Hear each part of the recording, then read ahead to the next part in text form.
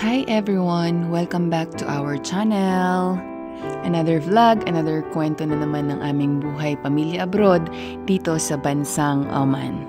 For today's vlog, samahan niyo po ulit kami sa aming family staycation dito sa Muscat City. Kami po ay isang pamilya na kasalukuyang nasa city para sa aming family staycation. At ngayon, lilipat na naman kami sa panibagong hotel para sa bagong experience at syempre bagong memories na mabubuo namin bilang isang pamilya. Habang nasa biyahe nga kami, mapapansin mo talaga kung gaano kaganda ang Oman. Walang traffic, tahimik, payapa at napakaganda ng paligid. Kaya naman sobrang mahal namin ang bansang ito. Sa ilang years namin dito na kami bumuo ng aming sariling pamilya. Hindi madali kasi nga mahal din ang cost of living dito sa Oman. Pero sabi nga wala naman madali. Ang importante at mahalaga ay kami ay sama-sama buong pamilya dito sa bansang Oman. Ang Oman ay masasabi ko na isa sa mga bansa na masarap talagang manirahan kasama ang iyong pamilya. Ngayon, pang-anim na araw na ng aming family staycation dito sa Muscat. At pang-apat na namin na hotel at last na hotel na aming tutuluyan dito. Nag-book talaga kami ng iba-ibang hotel para iba-ibang experience at saka ma-explore talaga din namin ang city. Kasi nga, malayo kami sa city, like 1.5 hour ang layo namin sa city. So, bihirang-bihira talaga kaming makalabas ng city. Sinulit talaga namin kasi nga first time namin naranasan ito na nakapag family staycation kami and then hindi namin alam kung kailan ito ulit mauulit, so talagang susulitin ang bawat oras at bawat araw. Alam nyo, sabi ko nga, hindi talaga to kasama sa plano namin, hindi talaga ito ang priority namin sa ngayon. Pero sabi nga nila, saan hindi natutuloy ang plano natin dahil may mas magandang plano ang Diyos para sa atin. At totoo nga yun, bigla na lang dumating ang malaking blessings at lahat ng hotel stay namin ay purong biyaya mula sa Kanya. Sobrang amazing kung paanong kumilos ang Lord sa buhay talaga namin. Kaya sobrang blessed and grateful kami sa lahat ng natatanggap naming pagpapala mula sa Kanya.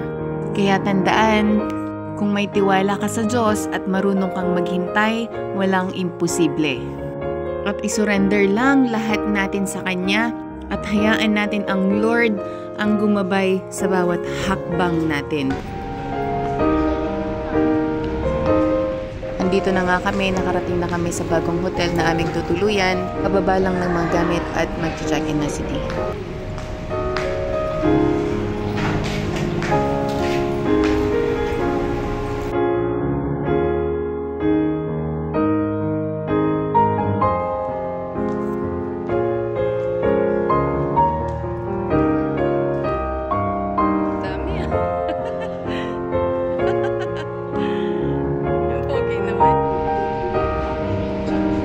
Yeah.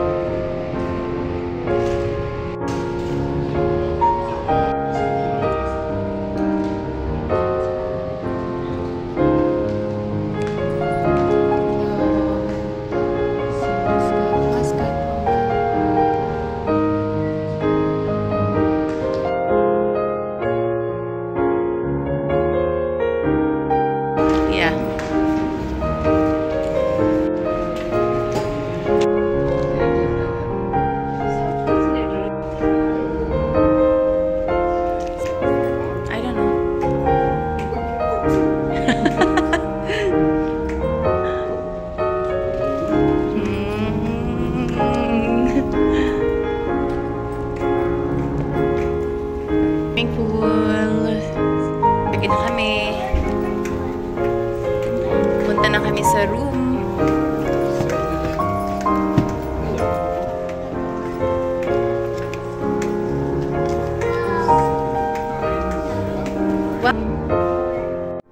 Nasa 7th floor ang room namin at mapapawaw ka na lang talaga sa ganda ng view.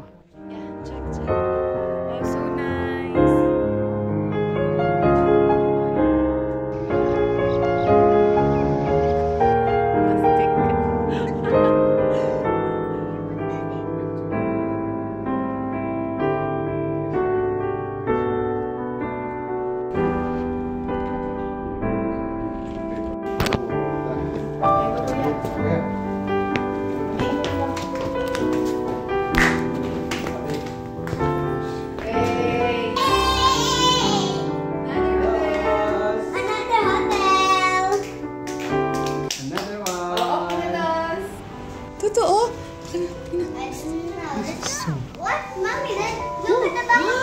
Parang gusto ko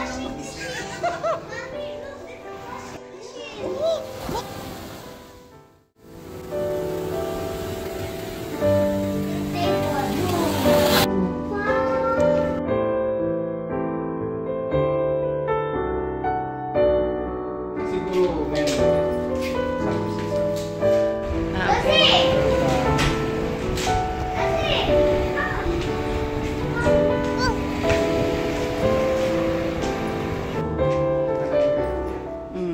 Wow, sobrang ganda ng room. Talaga makikita nyo naman, grabe. At ang nakakatuwa pa, upgraded na kami. Instead of regular room, binigyan kami ng apartment. Magawa si Daddy ng coffee kasi may pandesal kami. Favorite ng mga bata yung sinasawsaw yung tea. Si Baby Dos, sobrang gutom na. And Kuya. Opya, ayan.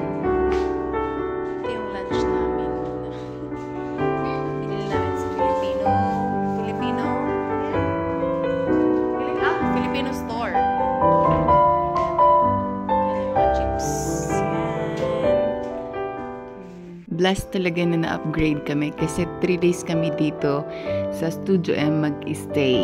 Kasi dito may living room, may kitchen, so makakapagluto kami. At higit sa lahat may washing machine.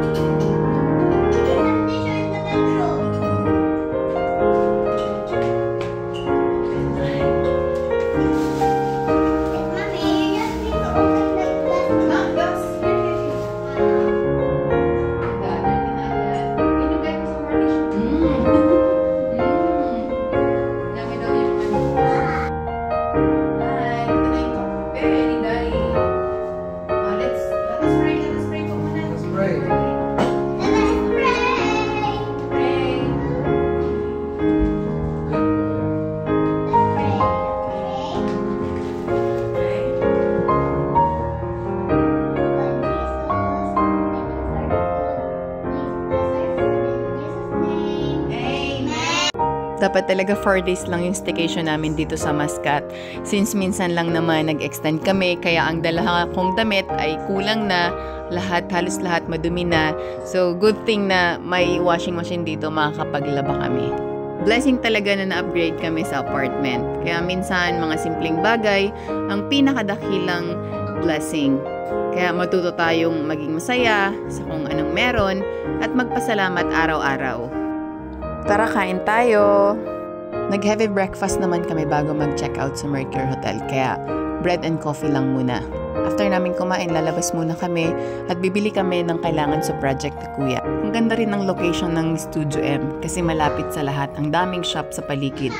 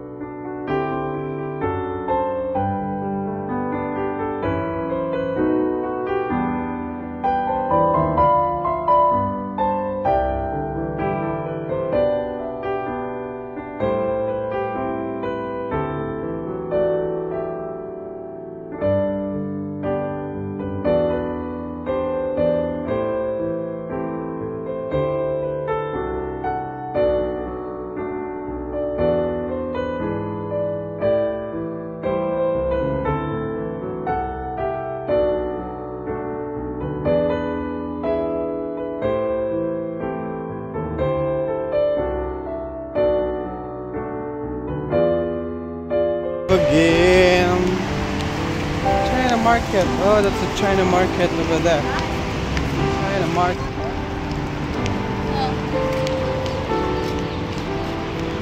That I've been looking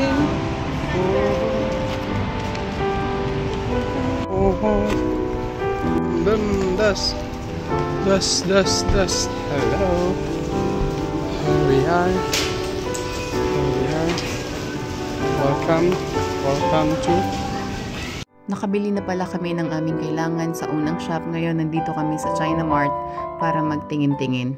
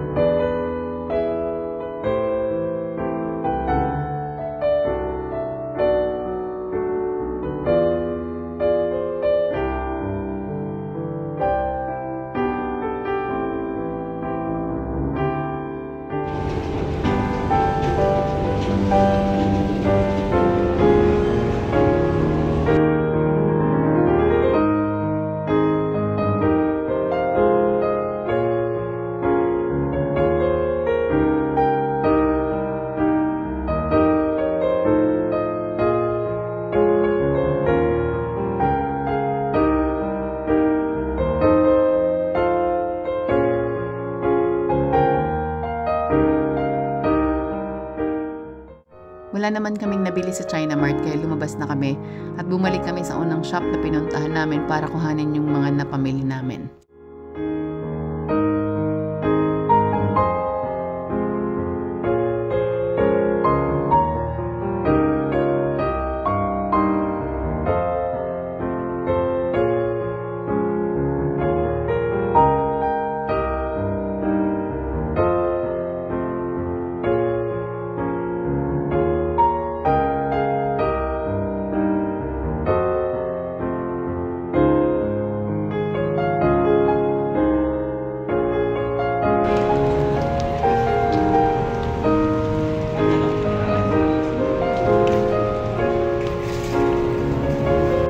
Yun lang. Yan ang aming hotel. Studio M.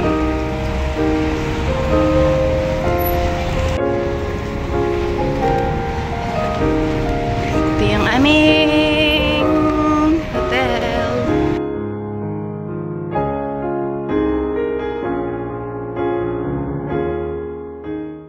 Sa wakas, nandito na kami sa room.